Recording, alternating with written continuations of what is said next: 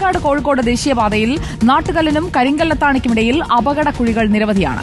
ഈ വർഷം തന്നെ പലർക്കും ഈ കുഴികളിൽ വീണ് ജീവൻ നഷ്ടമായി. പരിക്ക് പറ്റി ചികിത്സ തേടിയവർ നിരവധിയാണ്. ദേശീയപാത അതോറിറ്റിക്കും പഞ്ചായത്തിനും പരാതികൾ നിരവധി നൽകിയിട്ടും നടപടിയൊന്നും ഉണ്ടാകാതെ വന്നതോടെ ഒടുവിൽ നാട്ടുകൽ മണലംപുറത്തെ YCO ക്ലബ്ബിലെ യുവാക്കൾ ചേർന്ന് ദേശീയപാതയിലെ ആ കുഴികൾ അടച്ചു. ഇക്ബാൽ അറക്കൽ നമുക്കൊപ്പം. Iqbal Arakkal, good evening.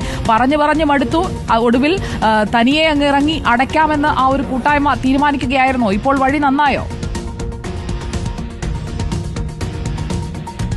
സുജയ, പാലക്കാട് കോഴിക്കോട് ദേശീയപാതയിൽ ഏറ്റവും കൂടുതൽ കുഴികൾ ഉണ്ടായിരുന്നു, അത് പ്രത്യേകിച്ചും അപകട കുഴികൾ ഉണ്ടായിരുന്ന ഒരു മേഖലയാണ് ഈ നാട്ടുകല്ലിനും കരിങ്കല്ലത്താണിക്കും ഇടയിലുള്ള മേഖല എന്ന് പറയുന്നത്. തൊടുകാപ്പ് മേഖലയിലെല്ലാമുള്ള അപകട കുഴികളിൽ പെട്ടുകൊണ്ട് നിരവധി ആളുകളുടെ ജീവൻ തന്നെ നഷ്ടമായിരുന്നു. ഈ വർഷം തന്നെ കരിങ്കല്ലത്താണി സ്വദേശിയുള്ള ഒരു ഓട്ടോ ഡ്രൈവർക്കാണ് ഇത്തരത്തിൽ ഈ കുഴിയിൽപ്പെട്ട് ഓട്ടോറിക്ഷ മറിഞ്ഞ അയാളുടെ ജീവൻ നഷ്ടമാവുന്ന ഒരു സാഹചര്യം ഉണ്ടായത്. അതിനുശേഷം പല ആളുകൾക്കും ഈ കുഴിയിൽപ്പെട്ട് പരിക്കേൽക്കുന്ന സാഹചര്യവും ഉണ്ടായിരുന്നു.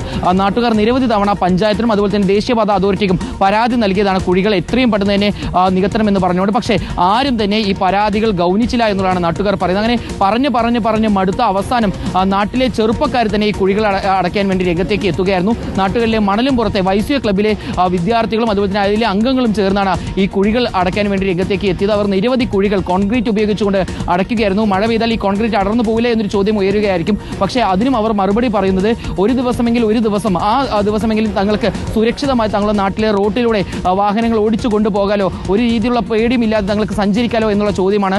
ഏതായാലും അത്തരത്തിലുള്ള ചോദ്യം ആ യുവാക്കൾ ഉയർത്തുന്നത് ദേശീയപാത അതോറിറ്റിയോടും പഞ്ചായത്തിനോടുമാണ്.